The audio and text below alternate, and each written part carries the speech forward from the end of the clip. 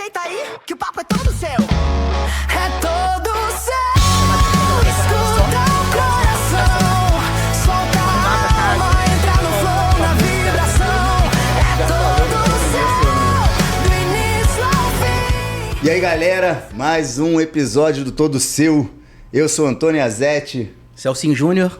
E o Celcinho como host de hoje, mais uma vez conosco, obrigado. Eu que agradeço, cara. Trouxe convidado, então faça as honras. Porra, primeiro eu queria agradecer. Esse cara é um querido já há um tempo já. Contar uma história rápida, quando eu conheci o Gorô, todo mundo chama ele na publicidade como Gorô.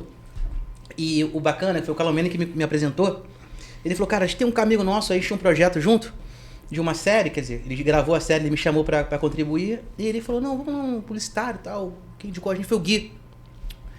O Gui e tal, pô, Gorô. Eu falei, Gorô, cara? Pô, Marcelo Gorodite? Ele, pô, não sei. Eu falei, vou ver se é ele. Eu, pô, já sabia a história dele toda, né? Uhum. Porque, pô, publicitário há mó tempão, eu também trabalho, né? Tava nessa área muito focado nisso. Quando eu cheguei, eu falei, eu pensei, sabe, aqueles caras que conheceu, sabe, tipo Zico, assim, e não deixa de ser um deles, né? Aí eu falei, Zico cara, da que barato. E a gente Gostei. fez um projeto junto, foi muito bacana. Então, assim, cara, queridão, obrigado por estar aqui. Super prazer. Tem muita história pra contar. Tipo, se você faz publicidade aí, se você trabalha com marketing esportivo, transmissão, é um cara que, assim, você tá bebendo da fonte agora, sabe? E eu sou suspeito em falar, mas quando você vê esse programa, você vai saber que eu tô falando da verdade. Então, assim, bicho, obrigado, cara. Obrigado mesmo, obrigado, muito obrigado. Um dos maiores flamenguistas que eu já conheci na minha vida. Então somos três, mas ele é o maior. Cara, eu vou te falar, é barra o Gugu. E hoje ele não veio de camisa. E hoje eu tô com a camisa Não, tá do tudo podcast bem, aqui, tudo ó. bem. Tamo tudo Hoje, ó, certo. a camisa do podcast tá aqui, ó. Se você quiser comprar, tá... Não, tô brincando, não tá vendendo. Não, vai ter. Vai ter. Meu irmão, obrigado. Vamos começar a falar de publicidade, né? Antes de a gente falar daí de transmissão, Flamengo, enfim.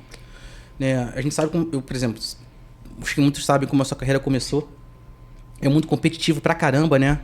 E assim, cara, lá atrás, quando não é o que é hoje, o que te motivou, assim, você publicitário? Bom, antes de mais nada, boa tarde a todos, um prazer, uma honra estar aqui com vocês, rever meu amigo Celcinho, que eu conheço há tantos anos, maravilhoso. Conhecer aqui o Antônio, Toninho, prazer grande estar aqui, vamos bater um papo e, enfim, se o que eu puder ajudar e contribuir, muito. Vai ser legal. Bom, não sei se eu sou um dos maiores publicitários aí do Brasil, como você falou, mas o mais careca, certamente. Não, é o prêmio de que fala se eu isso, sou o né? maior flamenguista, eu também não sei, mas o mais... Mas já prêmio existiu que fala. cabelo, já existiu cabelo. Já houve cabelo aqui nessa Já, cabeça. Bom, vamos lá. Bom, como é que eu virei publicitário, cara? Por incrível que pareça, eu virei publicitário absolutamente sem querer. Eu nem sabia o que era publicidade quando eu pisei numa agência de propaganda pela primeira vez.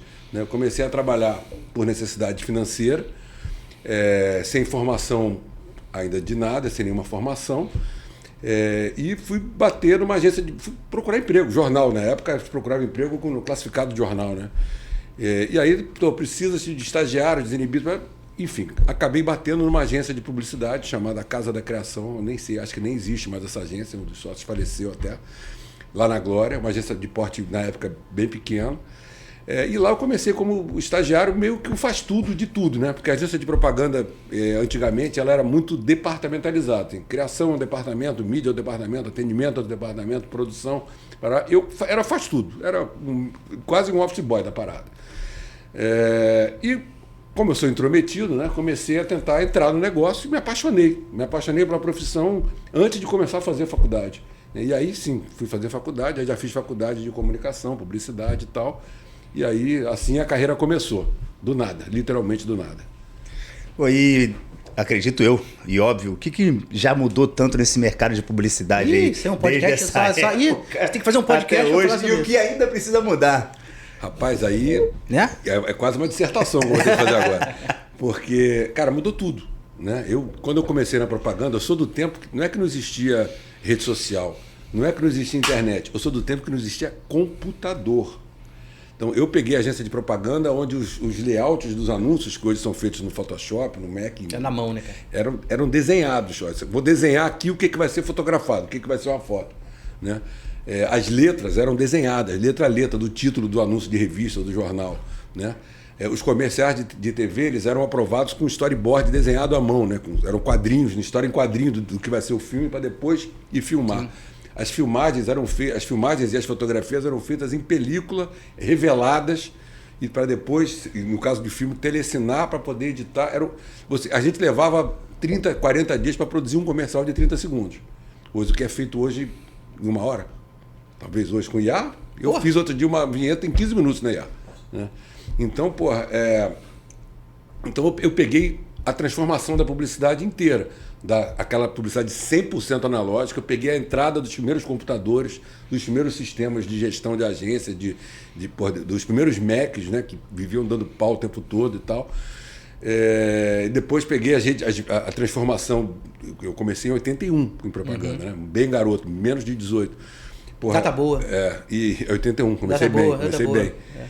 E aí peguei essa transformação digital toda, peguei a revolução das mídias sociais, né?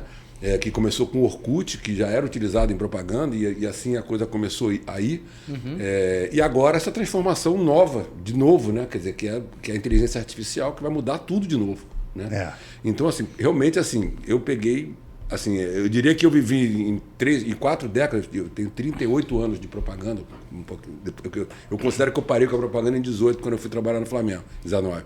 Mas então eu tenho uns 37 a 38 anos de agência de propaganda pura, eu considero que eu peguei todas as passagens, né? Porque antes de eu começar a trabalhar em propaganda, quer dizer, quando eu entrei que não tinha nada, que não tinha computador, era assim há 30 anos, não tinha mudança.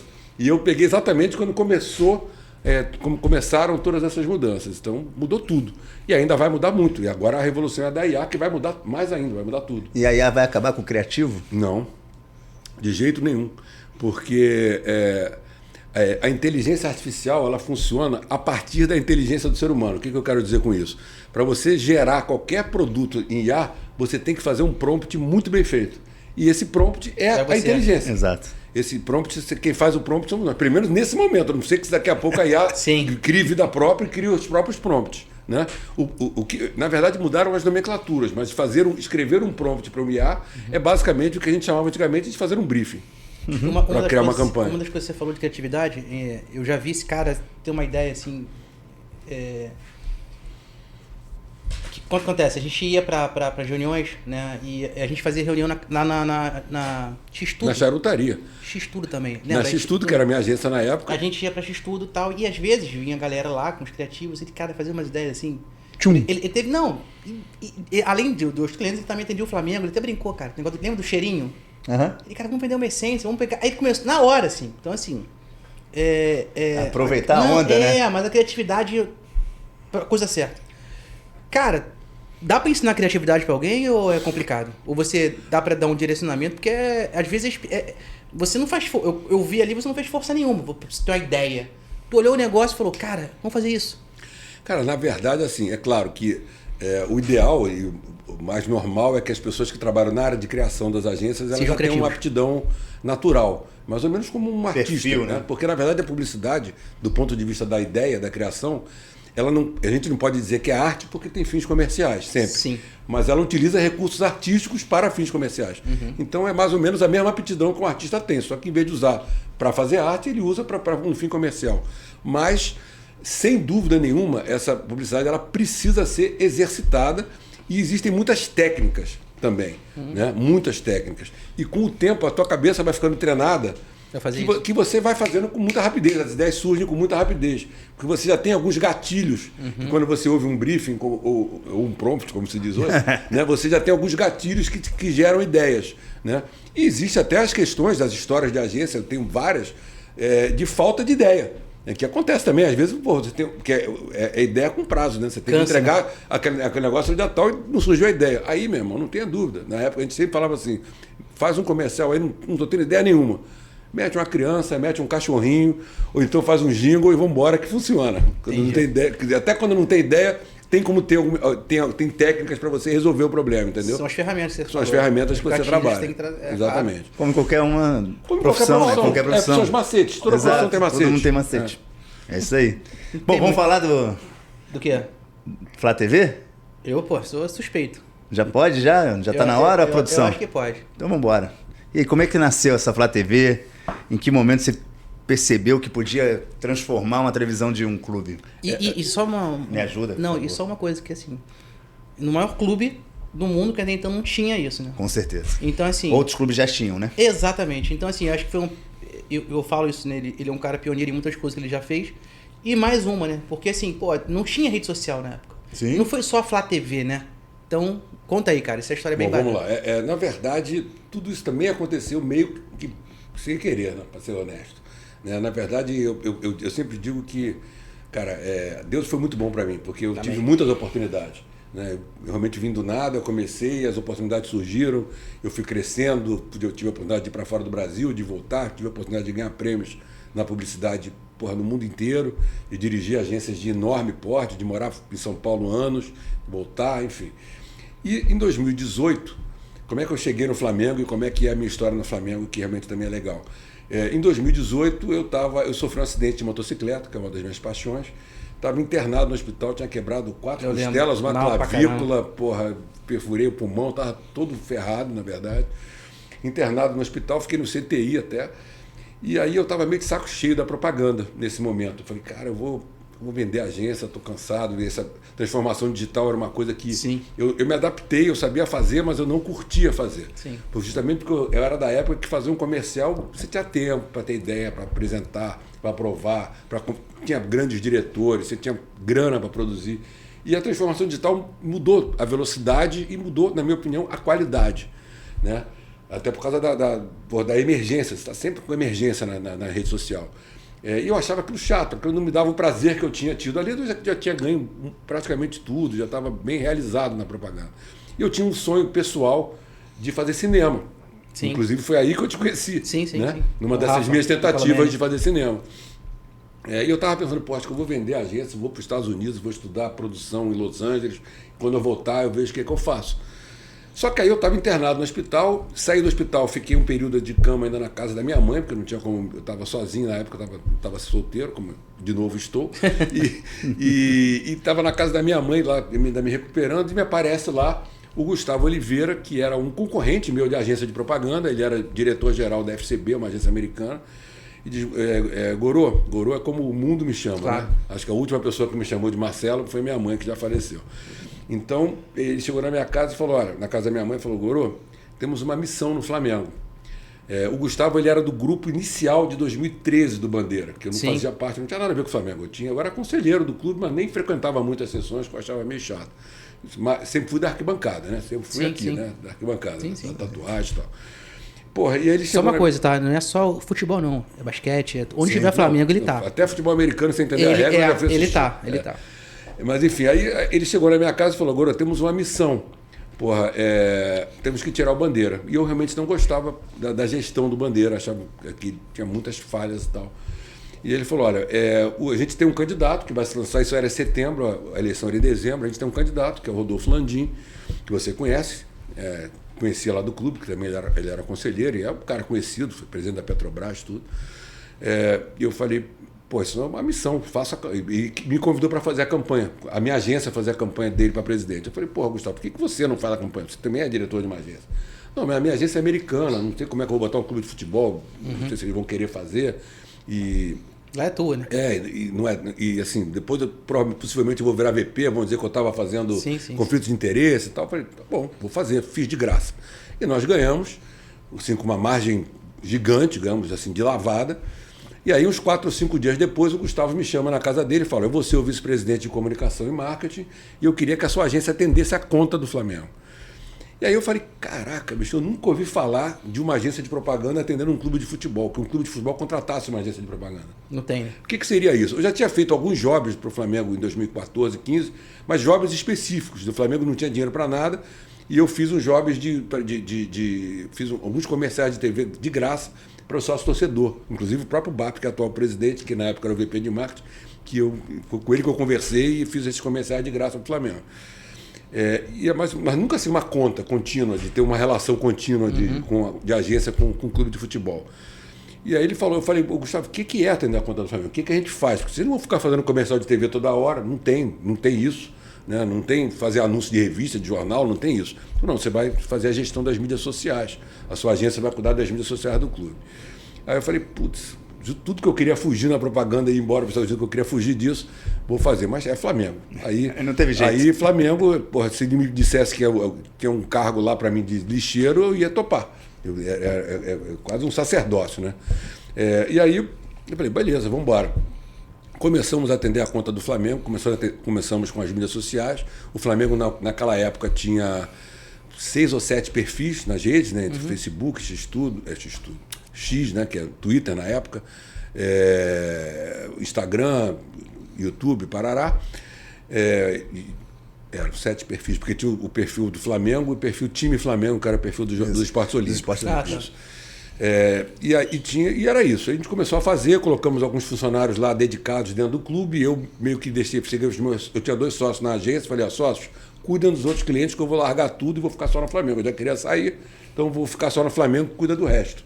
E fiquei, quase que me internei dentro do Flamengo para entender isso. E aí entendemos que tinha um potencial assim, inesgotável e que estava ainda muito pequeno. O Flamengo tinha em torno de 20 milhões de seguidores, somando todas as redes sociais, que é pouco para o tamanho do clube. E aí começamos a trabalhar. Enfim, foi muito difícil no início, porque a gente entender a relação do consumidor Flamengo, que é a torcida, com o clube, com a marca Flamengo, né? Fazendo um paralelo entre uma marca normal de produto e um consumidor, é muito diferente. Se você vou dar um exemplo que eu gosto de dar até nas palestras que eu dou em faculdade. Pô, se você vai num restaurante, pede uma Coca-Cola, vou falar uma marca, não tem problema. Sim, né? sem problema. Peço uma Coca. Não tem Coca? Toma um Guaraná. Você não vai sair, levantar e ir embora do restaurante porque não tem a Coca. Agora, você entra numa loja de esporte, pede uma camisa do Flamengo e não tem, você não vai comprar do Vasco. Né? Então, assim, é uma relação completamente diferente. É uma relação de amor muito séria e é uma relação muito crítica, principalmente por causa das mídias sociais. Você não pode fazer um post do Flamengo e errar uma vírgula, que sempre aparece um professor de português para dizer que você é um idiota. Que esse administrador é um idiota, essa rede social, essa comunicação é uma merda e tal. Então é muito difícil. Eu nunca passei tanto perrengue como eu passei na conta do Flamengo. Eu já tinha anos e anos de propaganda, atendia as maiores contas do Brasil. E eu nunca tinha passado o que eu passei no Flamengo. Os primeiros 6 meses foram traumatizantes, na verdade. E foi um cliente que não era dinheiro, era amor, né? Era amor. Inclusive, estava mal remunerado no início, porque eu não soube dimensionar o tamanho da conta. Quando você viu? Quando eu vi, falei, agora já estou aqui dentro, cobrando barato e tomando porrada de todo lado. Sim. Ao ponto, para vocês terem uma ideia, que teve uma hashtag Fora X-Tudo, que era o nome da minha agência, que chegou aos trending topics do Twitter e que chegaram a pintar no muro da Gávea, Fora X-Tudo. Por causa de 4 ou 5 erros de post, né? Na época. A gente teve um total, no primeiro ano, a gente fez quase 25 mil posts. E a gente teve 25 erros. Cara, era fora de estudo para todo lado. Cara, em qualquer outra empresa, esse percentual de erro seria elogiado, aumentava, me dava um prêmio. Isso nem entra na conta. Nem entra na conta. Um ou dois realmente foram desagradáveis, tipo falar, dar feliz aniversário pro Adil e botar a foto do Andrade, por exemplo, foi um erro dramático. Não podia acontecer. Eu mandei embora, inclusive, na época, o designer que fez isso. E assim, aí fomos entendendo, fomos criando grupos de revisão para diminuir os erros e tal. E aí apareceu o negócio da TV, que é um outro bicho. Né? A gente tinha o YouTube do Flamengo, era bastante largado. Ele tinha 1 milhão e pouco, 1 milhão e 100 mil seguidores. Inscritos, né? E na época tinha uma estrutura muito pequena, fazia poucos vídeos por semana, um vídeo de bastidor dos jogos, um vídeo de 2 ou 3 vídeos de treino por semana e tal, não fazia nada ao vivo, era uma coisa realmente muito pequena.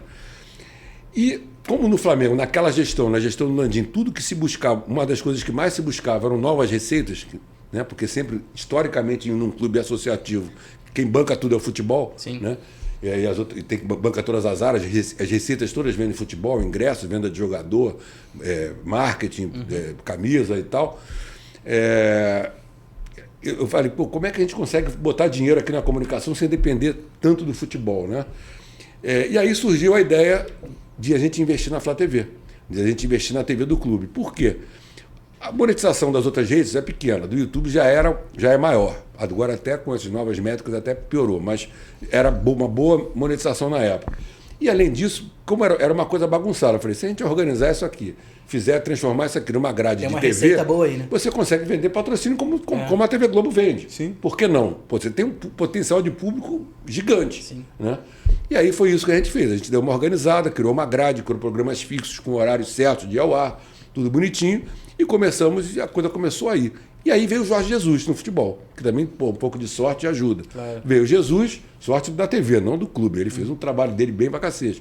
Mas sorte da TV porque ele veio com ideias de Portugal, onde a TV, uma das melhores TVs do mundo, é a do Benfica. Sim. E ele veio com muitas ideias de lá. E trocou muita ideia com a gente, muitas ideias com a gente. E uma das ideias foi de fazer transmissão de jogos. E a gente falou, até me lembro que a gente ponderou na hora, falou, cara, não tem como. Aqui os direitos são da Globo, a gente não tem como transmitir jogo. Mas aí descobrimos uma brecha no contrato, que a gente podia transmitir os jogos com imagem para fora do Brasil, só não podia transmitir para dentro do Brasil. Aí eu falei, bom, vamos juntar aqui umas ideias. E aí tive a ideia de fazer um pré-jogo gigante de 2 horas. Por quê? Ninguém tinha os acessos que a gente tinha. A gente ia no ônibus com o jogador, a gente estava dentro do Ninho do Urubu. A gente tinha um acesso aos jogadores, a tudo do Flamengo muito maior que qualquer TV. A gente era colega dos caras, né? Então eu falei, vamos fazer 2 horas de pré-jogo mostrando tudo que acontece antes. E na hora do jogo, a gente. Esse pré-jogo aberto, né? Porque isso o direito de imagem não é de ninguém. Sim. Quando começa o jogo, a gente fica aberto só para fora do Brasil.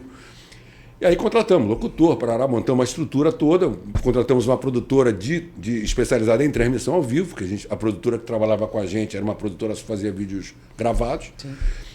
Contratamos essa produtora e basicamente começamos a transmitir os jogos para fora. Só que aí tivemos uma outra ideia. Falei, porra, já que a gente está transmitindo isso para fora, já montamos uma estrutura toda, estamos com uma cabine dentro do Maracanã só nossa, tudo é nosso aqui, vamos fazer o pré-jogo. Na hora que começar o jogo, a gente fecha a imagem para fora do Brasil, para dentro do Brasil, abre para fora, e aqui dentro a gente bota uma câmera na torcida, sem mostrar campo. E deixa o áudio rolando. E aí iniciamos no Brasil essa coisa de fazer nas TVs de clube transmissão ao vivo em áudio. E aí, cara, muito acima de qualquer expectativa, de qualquer plano meu, explodiu, porque virou segunda tela. As pessoas já assistiam o jogo na Globo e ficavam enchendo o saco no chat, cornetando o time o tempo todo. Exato. Né? É basicamente, o chat da Flá TV na hora do jogo é basicamente ou corneta. Deixava no mudo na TV e ouvia a narração da Flá TV. Aí foi isso. E aí a TV começou a virar muito. Para vocês terem uma ideia, para finalizar aqui o meu podcast particular aqui, que eu estou falando aberto. Bom demais. A gente, no final eu entreguei a Flá TV, entreguei a comunicação do clube em 15 de março, agora, a última. A gente estava com, dos 20 e tantos milhões de seguidores nas redes, a gente estava, e 7 perfis, a gente estava com 17 perfis, porque a gente fez perfil inglês, perfil espanhol, entrou TikTok. Enfim, perfil do futebol feminino separado, porque muito preconceito no outro perfil, quando a gente falava de futebol feminino. Enfim, 17 perfis, 83 milhões de seguidores, que passa a ser um número já bem mais palatável. E a Flá TV, que tinha 1 milhão, entregamos com 7 milhões e 200 inscritos.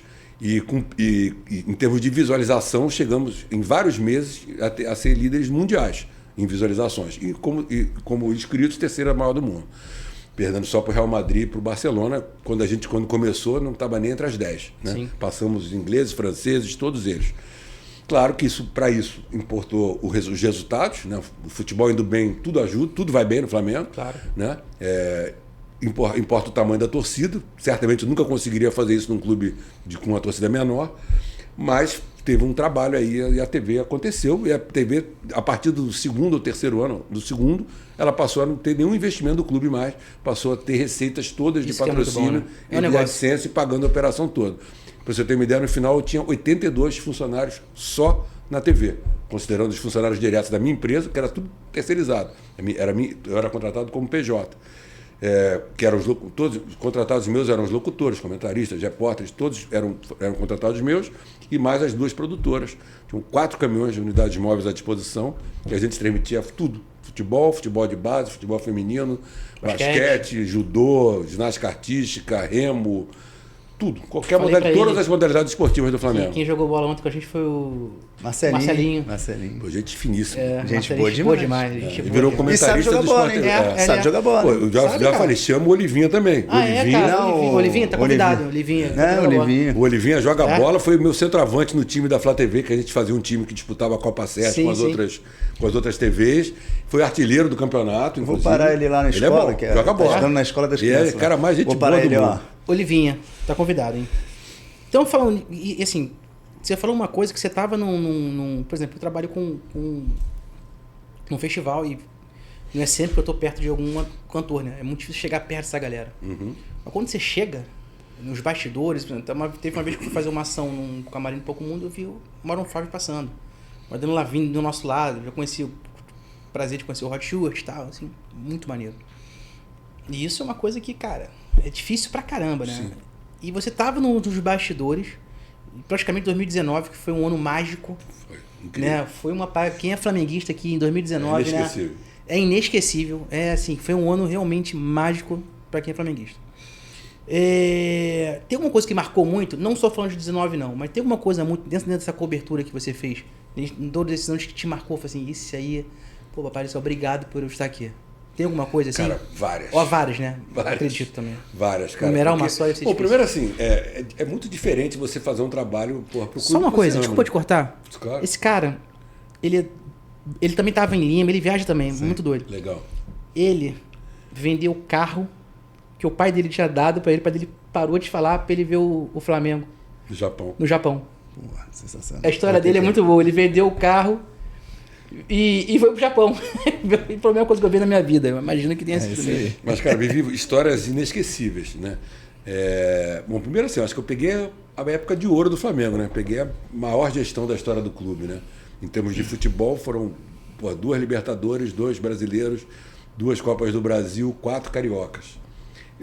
2 Supercopas e uma Recopa, né? Então, assim, vai ser muito difícil alguém superar esses números, né? Em 6 anos. Aí peguei o basquete, 2 vezes campeões da Champions League, Américas e uma vez campeão mundial. Peguei o Bernardinho entrando no vôlei do Flamengo, fazendo o vôlei do Flamengo se desenvolver, esse ano vai começar a ganhar. Vocês vão ver que eles reforçaram bastante.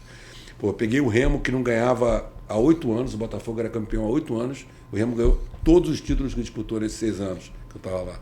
Então eu peguei um momento, peguei Rebeca Andrade na ginástica artística, Verdade. peguei Rafaela Silva no judô, peguei Isaquias Queiroz na canoagem, tudo atleta do Flamengo. Sim. Então, assim, na natação, que a gente não ganhava há mais de 20 anos, fui campeão brasileiro de natação. Então, assim, eu peguei talvez a era mais vencedora da história do clube, campeão mundial sub-20 de futebol, o único clube brasileiro que ganhou um título mundial sub-20, aqui no Maracanã, foi maravilhoso. Enfim, eu peguei o melhor momento da história. Então você imagina, para um garoto que matava a aula quando era garoto, para fugir da escola para assistir jogo, de repente, ok, depois de velho, mas não importa. Futebol te faz você ser garoto a vida toda. Né? É uma paixão que não tem explicação, né? Tem gente que não entende, porque quem não tem essa paixão não entende como é que é isso. Verdade. Mas quem tem essa paixão entende perfeitamente. Eu de falar nisso fica arrepiado. Sim. Então, eu viver isso de dentro do clube, é uma coisa assim, é viver a história de dentro, lá de dentro. É uma coisa de maluco, né, realmente. Né? Então, assim, não vou dizer que não tenha várias coisas ruins que eu vivi dentro do clube também. É bem complicado, é bem difícil, tem muita coisa que fica dentro que ninguém sabe, que não é fácil de conviver. Mas, cara, eu vi tudo. Né? Então, assim, para não alongar muito, para citar alguns exemplos, cara, eu diria que momentos inesquecíveis, obviamente. 2019, Lima, inacreditável. Lima, inacreditável. 22, Guayaquil, foi uma viagem muito maneira. Foi uma viagem sensacional que a gente fez. Em 22 a gente estava mais estruturado. Em 19 a Flá TV estava começando. Então foi uma cobertura bem pequena em relação ao tamanho que a gente deveria ter. Sim. Mas foi sensacional quando voltou, que teve a Candelária. A gente com drone e tal, fez uma cobertura gigante da Candelária, foi muito maneiro. E assim, é uma coisa que eu nunca tinha feito. Eu sou publicitário, acostumado a fazer 30 segundos. Em 19 eu estava fazendo transmissão ao vivo de 5 horas. Né? Fiz a Aeroflá, deu milhões de visualizações ao vivo, com helicóptero, botou uma repórter no helicóptero, a Luana. Então, é muito marcante esse tipo de coisa, profissionalmente. E pessoalmente, 22 foi muito legal em Guayaquil, como viagem e como cobertura, eu acho que foi um trabalho mais bem feito. E aí eu tenho momentos que eu considero espetaculares, um de vitória e um de derrota. Mas mesmo de derrota foi legal pela experiência. Um de vitória, a viagem Você perguntar qual foi a viagem mais do cacete. Eu viajei a beça, né? Mas qual foi a mais do cacete de todas? Não foi a do futebol. Foi a do basquete pro Egito para ser campeão mundial. Pô, maneiro. Porque, eu lembro. Porque, primeiro que assim, sem desmerecer lá o pessoal do futebol, que é ótimo, mas o pessoal do basquete é muito maneiro e é muito acessível. Né? É menos blindado que o futebol. Né? Então, assim, o pessoal do basquete, a gente convivia junto, ficava no mesmo hotel. E assim, sinceramente, eu nunca imaginei na minha vida que eu fosse algum dia para o Egito. Até porque eu sou judeu, então nunca ia para o Egito, um país árabe. Eu só fui por causa do Flamengo, é aquela viagem totalmente inesperada. Né? Foi uma viagem sensacional, uma cobertura sensacional. Modéstia à parte, acho que foi a cobertura mais, desculpa o termo, mais foda que a gente fez, foi a do Egito, do basquete. Até pelas entradas que a gente conseguiu ter. E outra viagem que foi muito maneira, apesar da gente não ter ganho, foi a do Marrocos, que também é outro país que eu jamais imaginei na minha vida que eu pudesse conhecer. Foi mais maneira turisticamente do que profissionalmente, porque como porque a TV do clube, ela tem um policy, né, vamos dizer assim, que é o de não dar notícia ruim, né? A gente é uma chapa branca, a gente é uma TV educativa, né?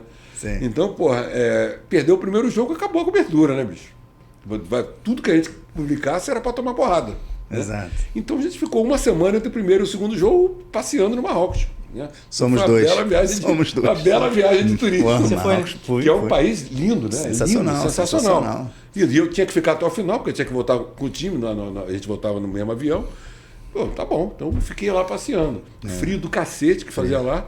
Mas, ficamos num hotel, o hotel que a gente ficou pro segundo jogo, da disputa do terceiro e quarto, um hotel 6 estrelas em Tanger, espetacular, nunca vou esquecer disso. O pé da cama era folhado a ouro. Eu falei, caraca, eu vou cortar esse pé, vou levar essa porra. Chega lá, a cama tá cambeta. Porra, meu irmão, o quarto era do tamanho do apartamento que eu morava, era gigante, uma coisa assim de maluco, mano. Eles ostentam muito. Ele trabalhava com um figuraço que eu adoro seguir, que é o Smigol. Trabalha, cara, ele vai voltar a trabalhar comigo. Esse cara fez umas viagens assim, E o Smigol dividia quarto comigo, né? Então, aí que tá. É mó barato, cara. Eles fazem um conteúdo engraçadíssimo, cara. Mas Eu gosto desse cara. Esse ele cara é ótimo. E aí assim, então tem essas experiências maravilhosas, né? Que, eu vou levar para a vida. Fora a convivência, né? Com os ídolos atuais, né? Mas principalmente com os ex-ídolos, né? Porque eu passei a minha vida reverenciando o time de 81. E os caras ficaram meus amigos, pô. O Raul foi meu comentarista.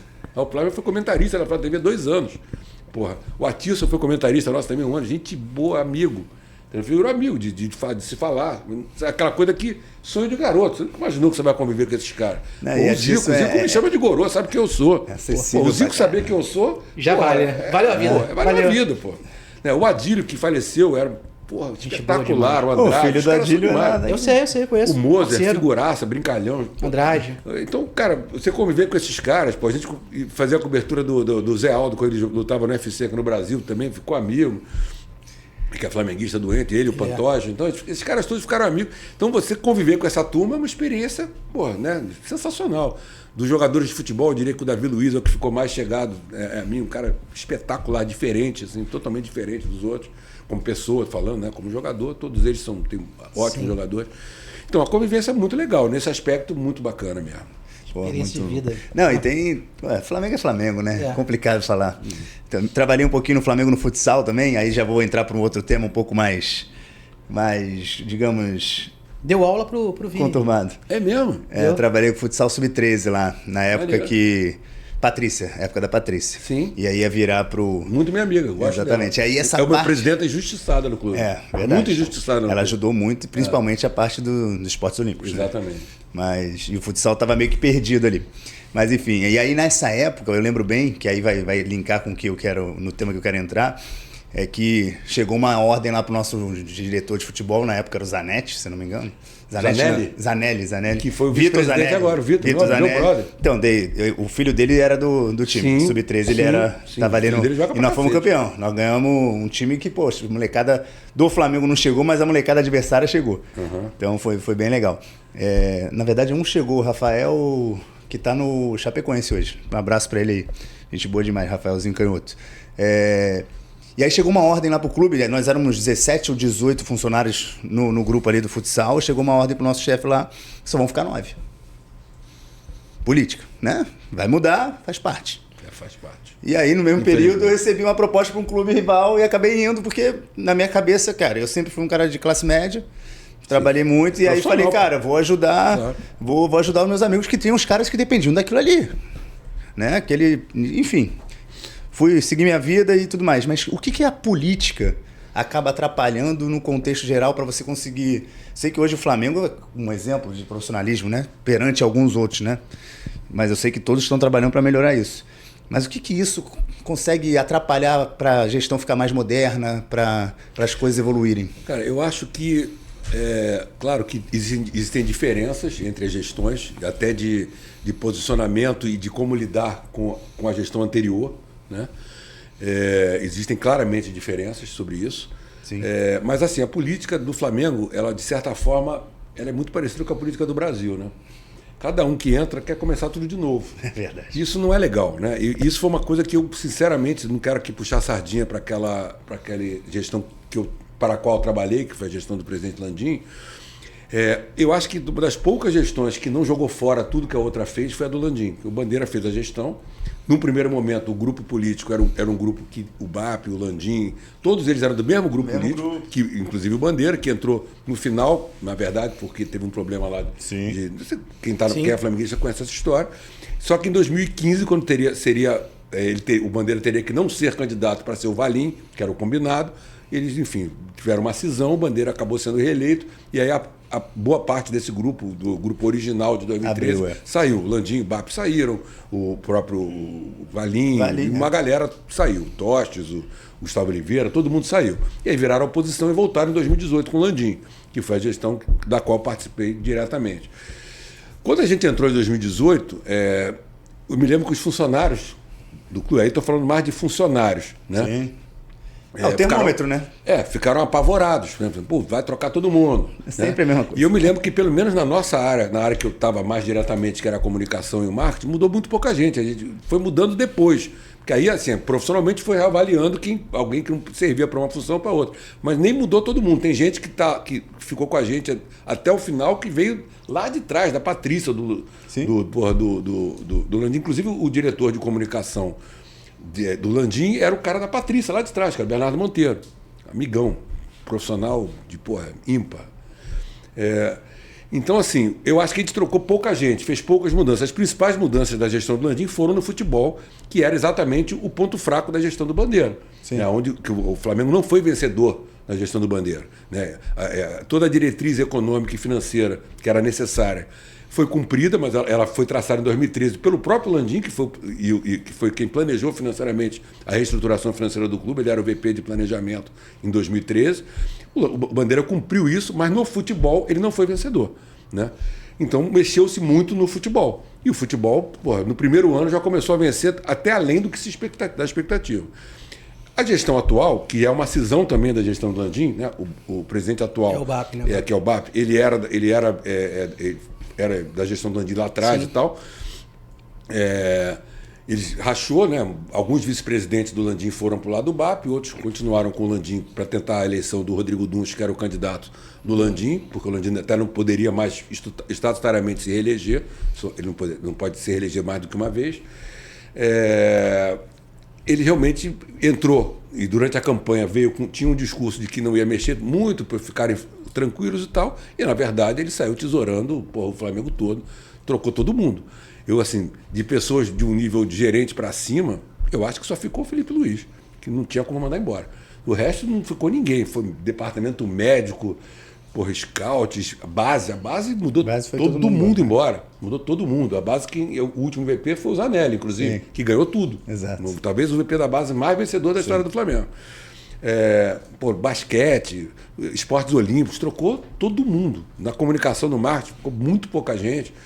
Enfim, eu acho isso ruim.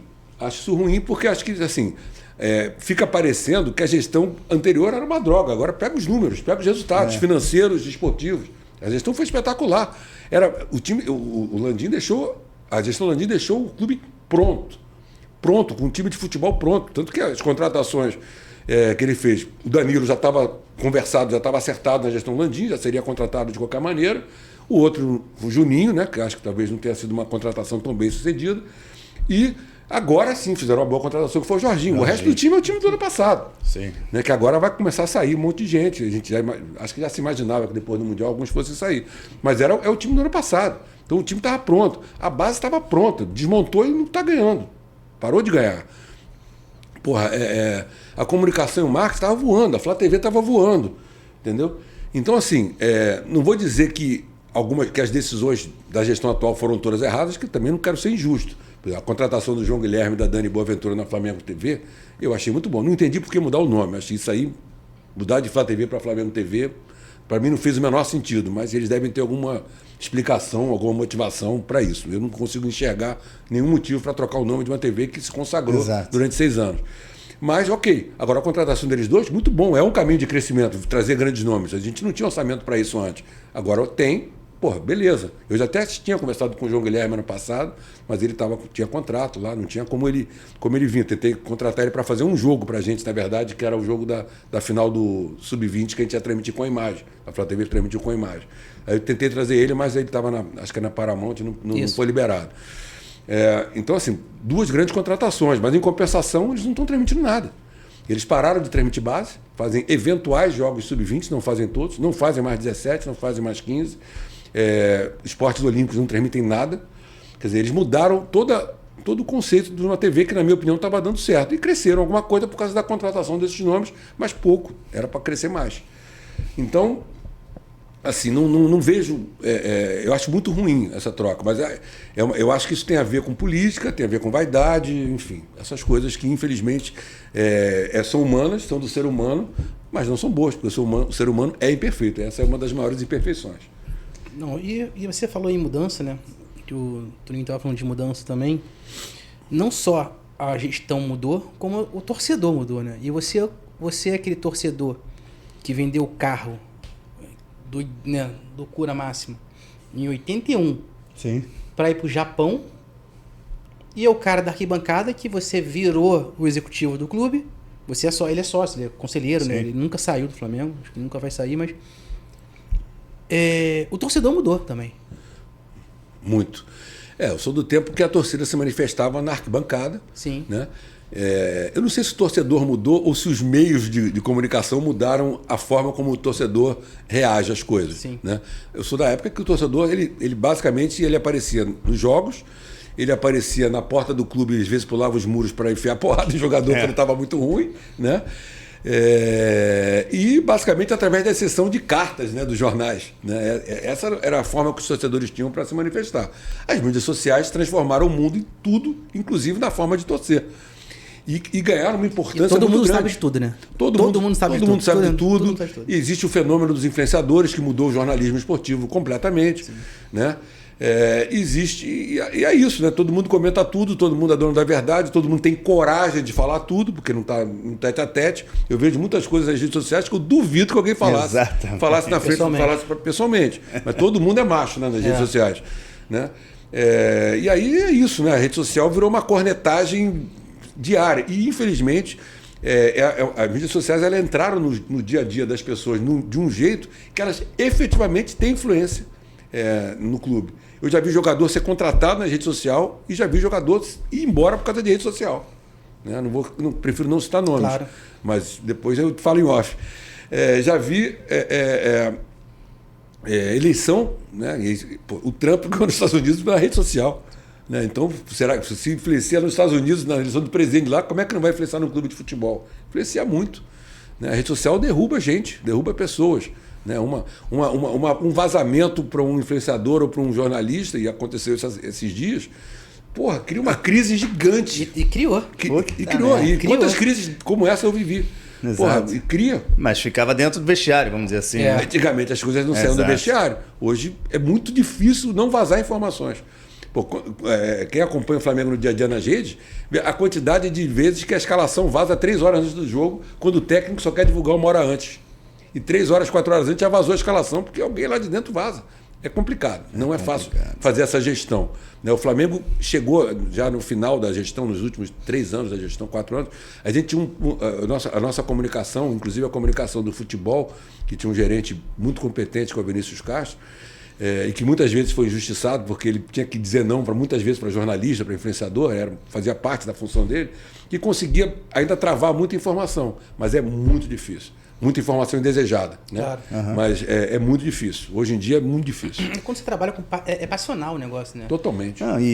E aí, aproveitando, você acha que a TV, lógico, perder espaço já perdeu, mas você acha que um dia acaba a TV e tudo vira mídia social, tudo vira... Vai tudo pro digital? Tudo pro digital? Acho que não. Eu acho que as coisas...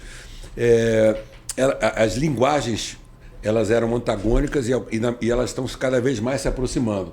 Eu vejo as TVs abertas e por assinatura, tal, tradicionais, convencionais, cada vez mais tentando se aproximar da linguagem do digital, com dificuldade, porque são operações pesadas, ainda tem resistências, até porque tem uma audiência de mais idade e tal, e vejo operações de digital que começaram com uma linguagem 100% digital, também se aproximando muito do broadcast. Né? E aí, se puder dar nomes aqui, vamos falar de Globo e Cazé, que são as duas maiores que transmitem. A Cazé, no primeiro momento, era basicamente só brincadeira. Hoje ela continua com a linguagem completamente descontraída, mas ela tem uma operação técnica de broadcast, ela já tem jornalistas dentro do seu cast, né? Então ela já tem informação também, né? E, ao mesmo tempo, a Globo toda hora contrata um influenciador, contrata alguém que tem uma linguagem mais vamos dizer assim, jovem, para trazer para o... Levaram o Fred. Levaram o Fred dos Impedidos. Então, eu acho que as coisas vão se aproximar. Acho que tem espaço para as duas coisas. E acho que o que define quem tem sucesso é que conteúdo você coloca no ar. Sim. Porque a Cazé é maravilhosa, mas será que ela teria esse sucesso todo se ela não tivesse transmitido a Copa do Mundo, a Copa do Futebol de clubes agora? Ela teve um impulsionamento de investidor, uma Olimpíada diferente também, né? Ela conseguiu transmitir os maiores eventos, os eventos que a Globo transmite, com uma outra linguagem. Então, boa parte do público migrou. Né? Agora, é isso. Eu acho que depende muito da qualidade do conteúdo. Agora, claro que se as duas transmitem o mesmo conteúdo, cada uma com uma linguagem, aí você vai ter público para as duas. Tem público que prefere ver de um jeito, tem público que prefere ver de outro. Né? Eu conheço jovens que preferem ver na Globo, conheço velhos que preferem ver na Cazé, que não é o normal, né? Não é o padrão, mas no geral você tem uma linguagem mais jovem no streaming, uma linguagem mais tradicional, convencional na TV aberta. E falando em transmissão, você se vê, eu volto a falar, você nunca vai sair do Flamengo. Né? Sim. Mas você se vê voltando para a Flá TV em algum momento? Ou Flamengo TV agora? Cara, é uma pergunta muito difícil de resolver. Não me vejo voltando nessa gestão, até porque eles não me contratariam de novo. Eu tenho uma imagem bastante vinculada à figura do presidente Rodolfo Landim. Então, acho que essa gestão não me contrataria. Poderia ter contratado, me deu 2 meses para eu fazer a transição, mas já durante essa transmissão eu percebi que não tinha a menor chance de ficar, apesar deles terem me falado, não, a gente vai ver se fica contigo e tal, vamos testar. Mas ninguém me testou, eles não foram assistir nenhuma transmissão que eu fiz para saber se o trabalho estava bom ou ruim.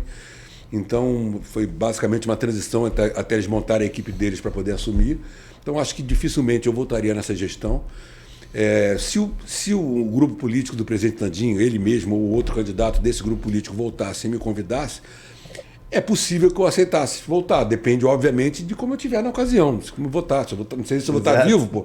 Né? Vai sim. Mas não, espero que sim. Mas depende de muitas coisas. Eu estou com vários projetos e dependendo de como tiverem esses projetos, talvez eu não tenha espaço para assumir. Assim como aquela vez que você aceitou a primeira vez, você estava num momento propício. Quase não deu. Eu estava indo para os Estados Unidos Quase perdeu o time. Né? Então, não sei. É uma pergunta que eu não saberia responder, porque isso seguramente não acontece antes de 2 anos e meio. Daqui a 2 anos e meio pode acontecer tudo. Né?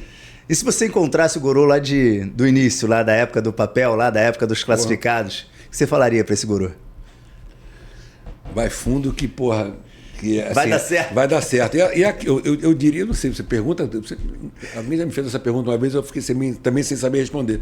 Cara, eu acho que, assim, as oportunidades surgem se você fizer por onde, se você cavar. Eu tive muitas oportunidades, mas eu trabalhei feito desgraçado para conseguir cavar essas oportunidades e aproveitar cada uma delas. Né? Eu sempre disse, apesar de você vai negar o que eu vou dizer agora, que você está aqui... Porra, né?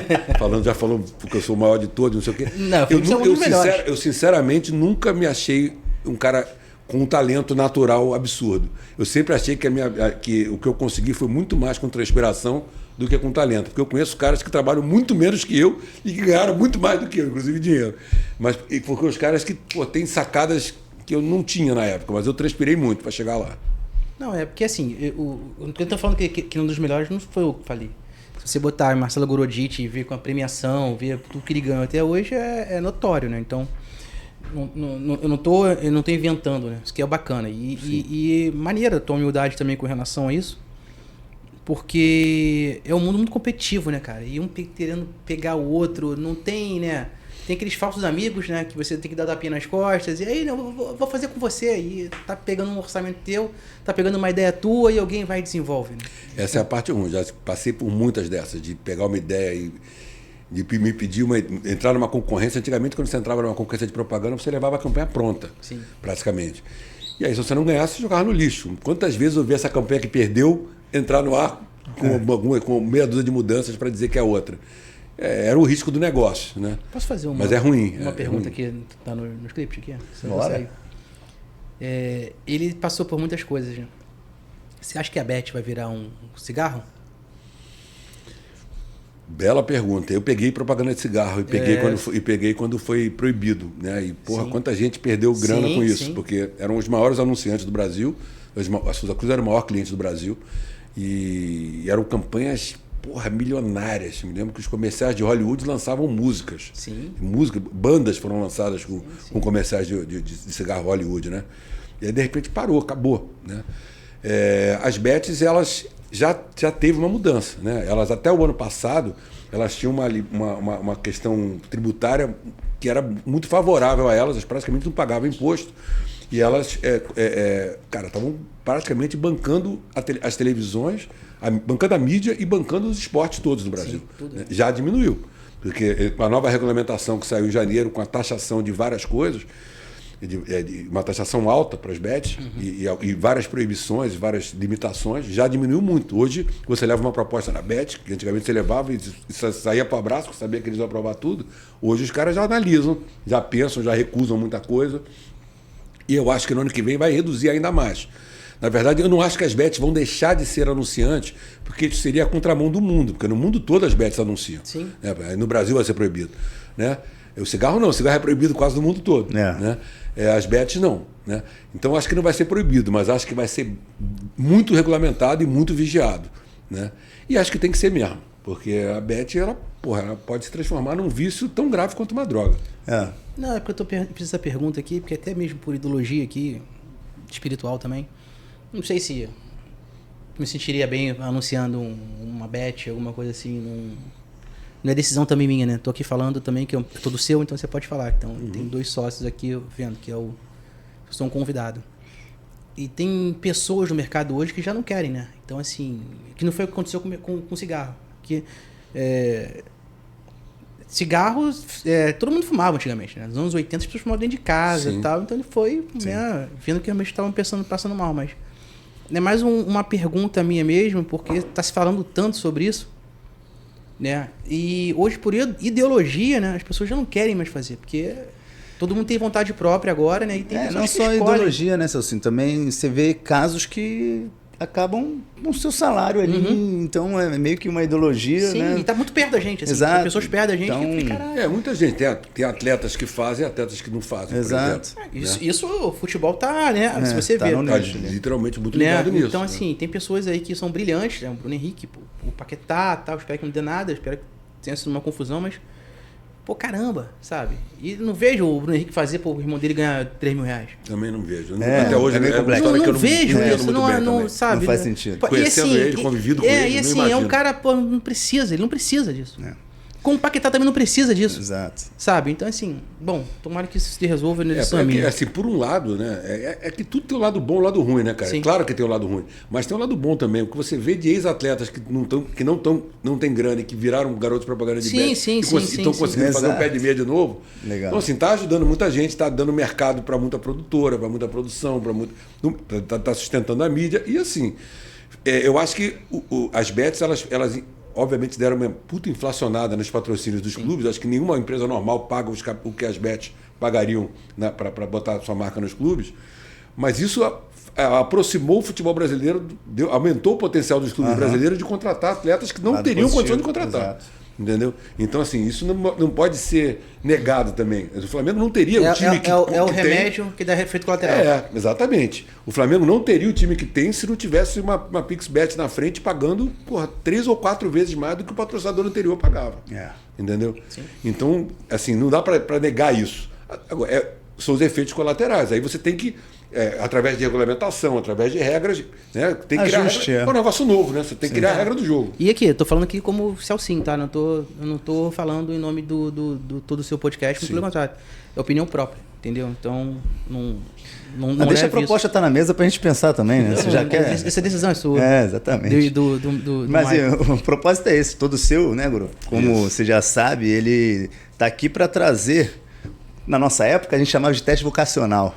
Né, tipo, para pessoal que está começando agora, está querendo desenvolver a carreira, pensa no mundo esportivo, pensa em entrar nesse âmbito, o que você diria? Publicitário também. O que você diria para esse garoto que acabou de se formar aí no terceiro ano, né? Está pensando em vestibular, está pensando, de repente, não vestibular, em seguir uma carreira técnica ou o que seja, direto à publicidade. O que você diria para um garoto desse? Cara, primeira coisa é para não desistir, porque as portas se fecham muito. Eu vejo muita gente bater de porta em porta e, às vezes, meses e não conseguir arrumar nada. Mas se realmente é aquilo que você quer, eu sempre falei para mim, eu tenho 2 filhas, falo para elas, sempre falava para elas, cara, não escolha uma profissão porque aquela é a profissão do momento e está dando grana. Escolha uma profissão que você gosta de fazer. Que a hora que o trabalho vira obrigação, você nunca vai ser um bom profissional. Você só vai ser bom fazendo aquilo que você gosta.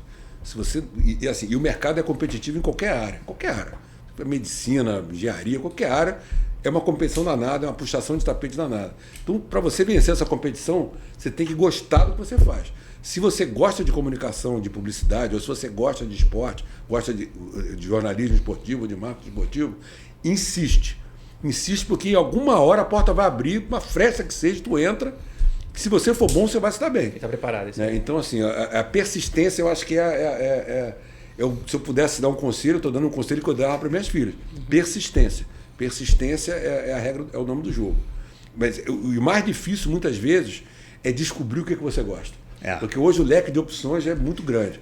Mas, cara, vê o que você gosta de fazer nas suas horas vagas e vê se tem alguma profissão que se aproxima disso. Hobby ali, né? Vê se tem alguma profissão que se aproxima disso, que de repente... você começa a andar por ali, entendeu? Por exemplo, a minha filha mais nova, a mãe dela é dona de salões de beleza, né? Ela gosta dessa área de beleza. Ela acabou indo para biomedicina, se formou e vai ser uma grande profissional. Né? Então, acho que é mais ou menos por aí. Se você gosta muito de viajar, tu não gosta de viajar, vai trabalhar com hotelaria. Agência. Exatamente. Né? Então, se você gosta, se o teu negócio é esporte, bicho, vai para o marketing esportivo, vai para o jornalismo esportivo.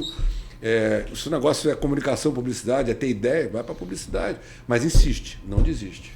Boa, viu? É isso. Falei, cara. Falei quando eu chamei esse cara, eu falei assim, quem assiste aí que é uma aula, queria te agradecer pra caramba o convite. Eu acho que isso aí tem desdobramentos, né? Sempre quando a gente acaba um papo, a gente vê que tem que ter a parte 2, parte 3, parte 4, tal. Tem muita coisa que a gente não conseguiu falar por causa do tempo. Então, assim, eu mesmo, obrigado pelo convite. Tá, obrigado por tudo que tem feito aí pela gente na publicidade, no Flamengo. A gente agradece aí muitas pessoas que são flamenguistas. Respeito também os outros times também. Inclusive, até isso também, a gente estava conversando sobre isso ontem, né? Eu não torço contra o Fluminense, o Palmeiras e tal. Eu gosto do futebol brasileiro, eu sou Flamengo, eu torço pro Flamengo, eu não torço contra ninguém. O Campeonato Mundial de Clubes trouxe muito isso. Eu acho que traz investimento pra cá, traz visibilidade, nosso futebol é competitivo, é bom pra caramba. Entendeu? Então, assim, tô falando só do Flamengo não, falando dos outros times também, que não tem esse problema. Até porque, cara, já gostar do Flamengo pra mim já é suficiente. Não preciso torcer pra ninguém contra, cara. Pô, eu já tô satisfeito já. Vamos ver o jogo, né? Eu já tô satisfeito pra caramba ser flamenguista. E, cara, te agradecer, irmão. Obrigado mesmo, obrigado. A gente vai botar aqui sua o Guru, se você quiser. Quem quiser me seguir, continuar trocando ideias sobre futebol, publicidade, política, vida...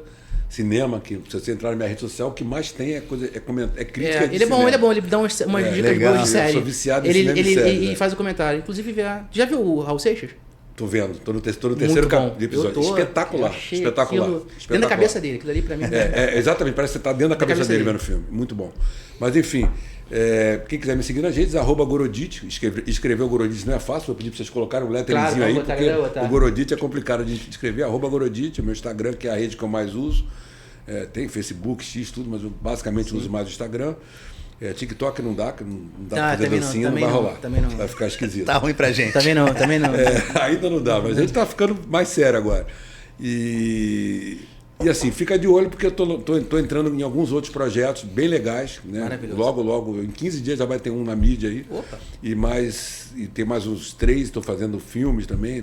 Agora estou realizando meu sonho, estou escrevendo na lei aí alguns projetos para captar e fazer cinema.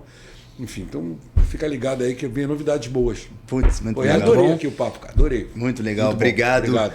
Então, esse é o Todo Seu. Hoje a gente falou, obviamente, de publicidade, de Flamengo, de marketing esportivo, de bet, de viagem, de não desistir, de gostar do que fazer. E esse é o Todo Seu. Se ele é seu, traga uns temas, segue a gente lá. Faz o que a gente tem que fazer para ajudar um outro. Compartilha, dá uma força. Olha no grupo do WhatsApp da família. Já sabemos sobre série ali com o Gorô, então também vamos lá no Gorodit. Tá vendo. E vambora. Obrigado, gente. Tchau, Até a próxima. Valeu.